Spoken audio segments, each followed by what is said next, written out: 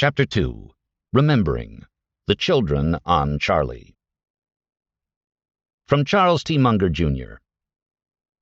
On the last day of a family ski vacation in Sun Valley when I was 15 or so, my dad and I were driving back in the snow when he took a 10-minute detour to gas the red Jeep we were driving. He was pressed for time to have our family catch the plane home, so I was surprised to notice as he pulled into the station that the tank was still half full. I asked my dad why we had stopped when we had plenty of gas, and he admonished me, "Charlie, when you borrow a man's car, you always return it with a full tank of gas." My freshman year at Stanford, an acquaintance lent me his car, more because friends we had in common twisted his arm than because he knew me all that well. The tank was half full and the Audi Fox was red. So I remembered the Jeep and topped up the tank before I brought the car back. He noticed. We've had a lot of good times since, and he stood as a groomsman at my wedding. After Stanford, I learned that on that vacation we had been staying at Rick Guerin's house and driving Rick Guerin's Jeep. Rick is one of my dad's friends who, on his return to Sun Valley, certainly wouldn't have been troubled and was unlikely even to notice if his Jeep had had less gas than when he left it. My dad still didn't skip a point of fairness and consideration. So I was taught that day not only how to get a good friend, but also how to keep one. From Wendy Munger. My dad often used the forum of the family dinner table to try to educate his children. His favorite educational tools were the morality tale, in which someone faced an ethical problem and chose the correct path, and the downward spiral tale, in which someone made the wrong choice and suffered an inevitable series of catastrophic personal and professional losses. His specialty was the downward spiral tale. He could really warm to the topic of apocalyptic consequences. He used such extreme and horrific examples that we were often simultaneously groaning and laughing by the time he finished. He's in a league of his own when it comes to describing negative outcomes and the lessons to be learned from them. His morality tales were more straightforward. I remember the story my dad told his kids, then ranging from age 5 to 25, about a financial officer at one of his companies who made a mistake that resulted in the loss of hundreds of thousands of dollars to the company. As soon as this officer realized his mistake, he went to the president of the company and told him about it. My dad told us that the president then said, "This was a terrible mistake, and we don't want you ever to make another one like it, but people make mistakes, and we can forgive that. You did the right thing, which was to admit your mistake. If you had tried to hide the mistake or cover it up for even a short time, you would be out of this company. As it is, we'd like you to stay." I think back on this story every time I hear of yet another government official who chose the cover-up instead of the honest confession after making a mistake. I don't know why I use the past tense in describing my dad's educational efforts at the dinner table.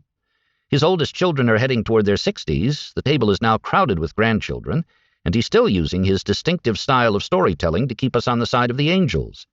We're very lucky to have him at the head of our table. From William H. Hal Borthwick. It has been a fascinating and wonderful 50 years, nearly, since Charlie and my mother were married. There were many opportunities that I offered Charlie for formative education. Here are a couple. Do the job right the first time. This story goes back to Minnesota times. One of my jobs as a driving-age teen was to pick up and deliver the housekeeper from the town of Cass Lake. This wasn't just a drive down the street. The boat had to be driven across the lake to the marina, where I would hop into the car to drive to town, and then the process was reversed. Part of my job in the morning was to pick up a newspaper while I was in town. Well, one day a big storm blew in. Rain, waves, wind, etc. Big time.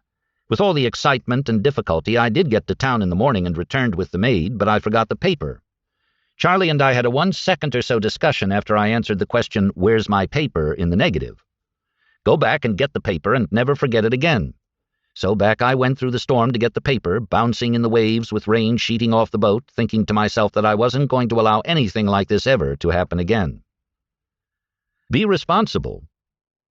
Charlie's mother drove herself from Omaha to Minnesota each summer. When she was there, we used her car for errands. There was but one set of keys, and while I was playing with friends in a sailing boat on the lake, the keys fell out of my pocket into 5 feet of murky water. I went home and confessed. Of course, in the great North Woods, there aren't many locksmiths, and with Charlie, there wasn't patience for such stupidity. The solution, again in about a second, was, go out with your friends and keep diving till you get those keys and don't come home without them. After about 2 hours of diving, with the sun sinking like a stone, the miraculous glint of metal in the weeds was before my eyes, and I could go home. There are a lot of these gems from Minnesota because in those days when Charlie worked so hard and so long, that was the only meaningful time we spent with him. During the work weeks, he was off before dawn and home about dinner time, and then studied Standard & Poor's, and later would spend a couple of hours on the phone with Warren. From David Borthwick. Many years ago, Father decided our Minnesota lake cabin absolutely had to have a tennis ball practice machine for the court that had been built a few years earlier. While he certainly wanted the children to groove their ground strokes, there was a bit more to it than that. For it was Father who was out on the court more than anyone, with the machine positioned so he could endlessly practice volley close by the net. Before long, he mastered the well-placed, easy put-away volleys, the kinds of shots everyone else instinctively tried to kill but usually hit into the net or 10 feet out. By working on the tennis version of golf's short game, which few others could be bothered to practice, Father, as he's done throughout his life, gave himself a fair if maddening competitive advantage. I really dreaded playing against him, especially in doubles, where the net play really counts. Thank God it was tennis, not business. Thinking about Father made me remember a long-ago humorous TV beer ad in which a smartly dressed man at a table is so engrossed in his glass of beer as to be oblivious to a rampaging bull charging a bullfighter right in front of him. He doesn't flinch even when the bull smashes the table into matchsticks. The announcer's tagline was, "Try this beer for a truly unique experience," or something like that. Take away the beer and substitute the financial market listings, architectural plans, or a scholarly biography of Keynes, and you have a dead-on comedic take on Father night after night in his favorite chair, poring over something, all but deaf to the roughhousing younger children, blaring TV, and Mom trying to summon him to dinner.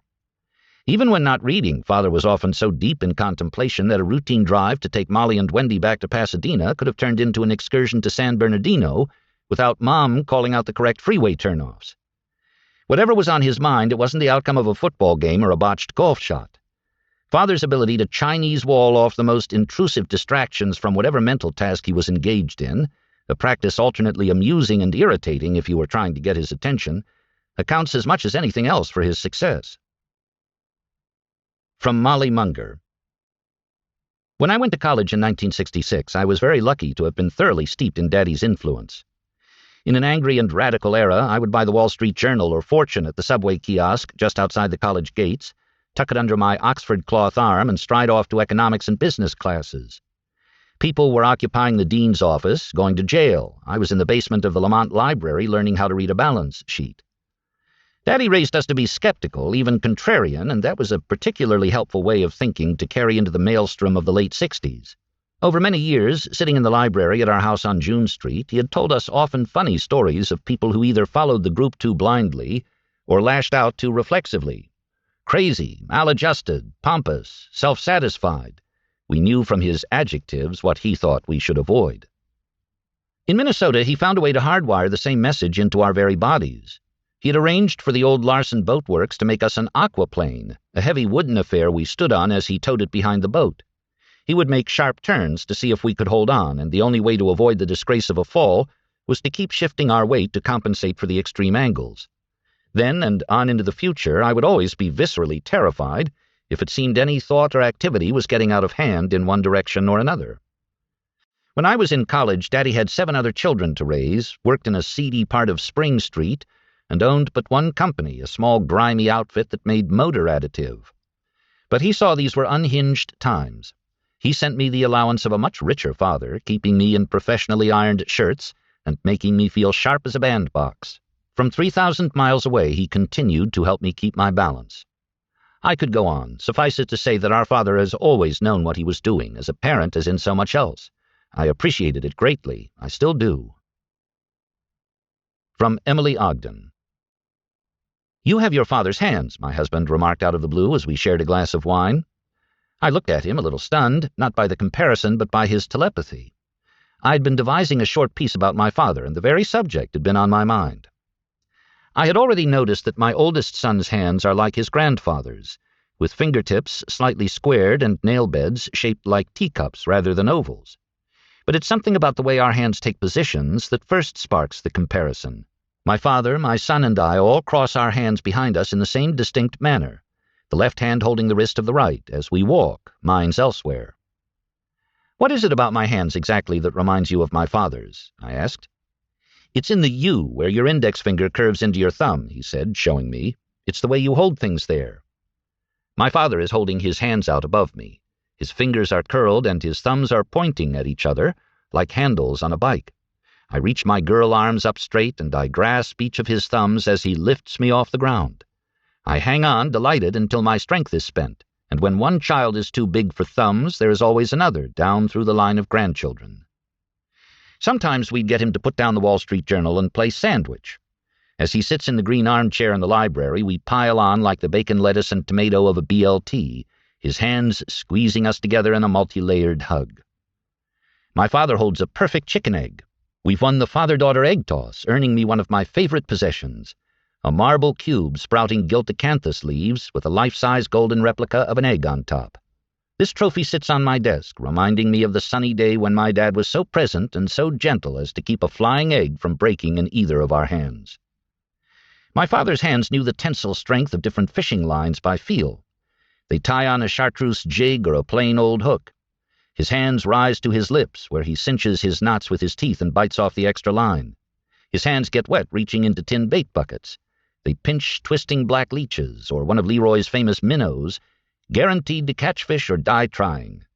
His hands hold yellow-green zingers, pickles so spicy hot a bite will bring a laugh, and peanut butter mustard sandwiches.